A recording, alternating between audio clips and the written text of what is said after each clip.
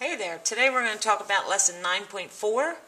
Our outcome is we will write numbers in scientific notation and we will write numbers in standard form that are originally written in scientific notation. So, in a sense, we're going to go from standard form to scientific notation and from scientific notation back to standard form. So we're just flip-flopping between the two. How many of you have ever heard of scientific notation? Do you know anything about scientific notation? Think about it. If you do, write down what you know ahead of time. Take a minute and copy down the outcome, please. Okay. Scientific notation. These are notes that you should be taking in your notebooks, please. It is shorthand notation for writing numbers that are very, very large or very, very small.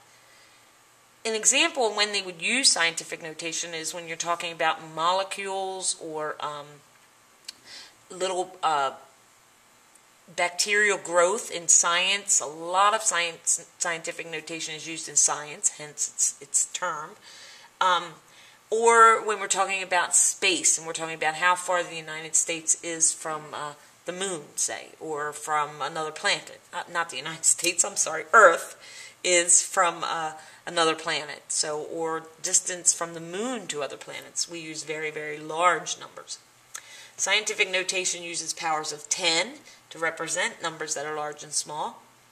And scientific notation is written in that it has a number greater than or equal to 1, but less than 10 that is being multiplied by power of 10. This paragraph here will make much more sense once we're all finished through this lesson. So let's look at an example here. We have this large number, okay? Hundreds, thousands, millions, billions, trillions. So we have this number 6,320,000,000,000,000,000.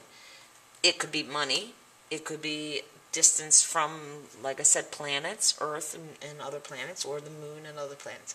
How would you write that in scientific notation? Well, the paragraph that you copied as notes says that you have to write it as a decimal, and that decimal has to be greater than or equal to 1, but less than 10. And then it's going to be multiplied by times a power of 10. Okay?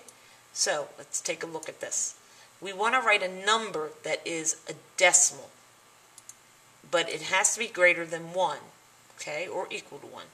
So I'm going to say 6, and we have to have it has to have its decimal quality. And then I can't just let go of the numbers 3 and 2. They're there. I have to write them. They're part of it. Okay? Times the power of 10. Well, power of 10. So 10 is going to be my base. And then I'm going to have a number here, an exponent, because it's a power. How do I know what that power should be? Well, if I put a decimal here, and I count all the way over to the end, the number of decimal places that I have to the right, then I'm going to know what that power of 10 should be. So let's put my decimal here and count it 1, 2, 3, 4, 5, 6, 7, 8, 9, 10, 11, 12.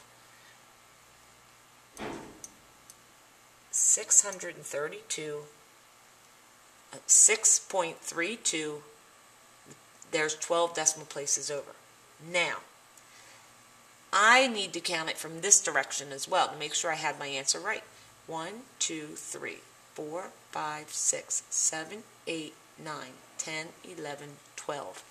Remember, that number can only be a decimal between greater than 1 or greater than or equal to 1, but less than 10. And then that power of 10 is going to be my base, and the number of decimal places that I'm moving to the right for very large numbers, to the left for very small, and you'll see that in a few minutes, for my power of 10. So try this one, your turn. What I want you to do in your notes while you're getting ready to do your turn is make a chart of this. Just make yourself a chart of just this on your notes. And that way you'll see you have to have your decimal here, your times sign, your multiplication sign, and then your power of 10 there. Take a minute, pause, copy down this box, what's in it, and then try to figure out the scientific notation for 43 million. Okay? I hope you came up with 4.3 times 10 to the 6th power. Whoops, hold on, that may be a mistake. 1, 2, 3, 4, 5, 6. Ms. Brown made a mistake. That is a 7, not a 6. Sorry about that, because you're not counting the zeros. You're not counting the zeros. You count the number of decimal places that you move. Okay? Try this one. Well, welcome back. I hope you came up with this number. Except there's that mistake Miss Brown made again. She put 9 zeros on the end, and it actually should be 15 zeros.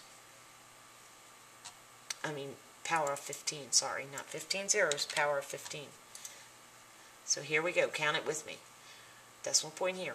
1, 2, 3, 4, 5, 6, 7, 8, 9, 10, 11, 12, 13, 14, 15.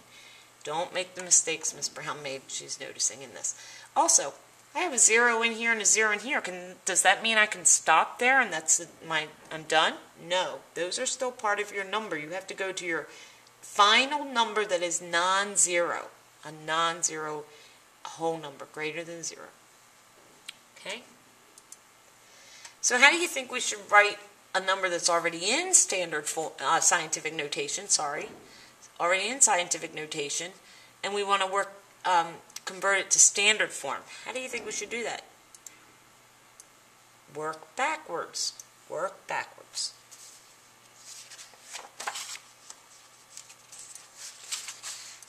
Let's try this one together. So I'm going to write my number, 7.5, but then I'm going to move that decimal point. I'm going to use the black pen. I'm going to move that decimal point because there's a number 3 there. I'm going to move that decimal point 3 spaces. 1, 2, 3. And in those fillers, I have to put zeros. So you're not counting the zeros. You're counting the decimal places that you move. Notice there are only 2 zeros, but I had moved 3 decimal places. Okay, try these. I'm sorry. The answers are right below it. Cover that up. I wasn't thinking.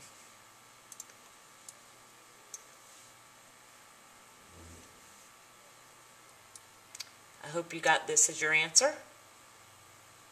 Notice there are only 5 zeros, but I moved 8 decimal places. Try this one. Look at that.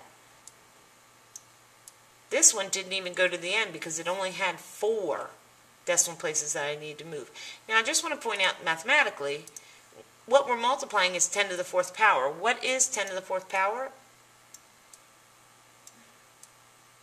It's 10,000.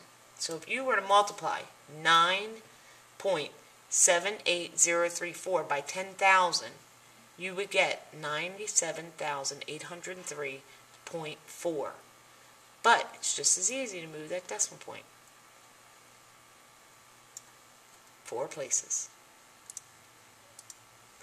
So what should we do if the power of 10 is negative? Take a look at that. That power of 10 is negative. Well, if my power of 10 in the past were positive and I was moving my decimal point 4 places to the right, what do you think I should do now? Move the decimal point to the left. So, this number, 3.29,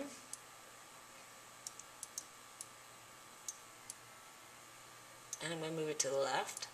1, 2, 3, 4. I got to put the decimal point in there. Don't forget to put that down there. And then your filler, zeros. There we go. So my answer would be 0.000329. And a 0 in the front is always very helpful as well. And you'll see that in written material. Try these. Okay, I hope you took a minute to pause and do those. This one, get this out of your way. Notice I had to go 7 decimal places to the left. So I started here, and I went 1, 2, 3, 4, 5, 6, 7. And this one, move those out of the way, only one decimal place to the left, making it this number. I hope you got those right. Some very helpful hints. A very large number requires a positive power of 10. A very small number requires a negative power of 10. And the power does not tell you how many zeros. Does not tell you how many zeros that you have to have. It tells you the number of decimal places that you need to move. Come to class with questions tomorrow if this is a problem, or rewind it and play it again and study it. Thanks. Have a great night.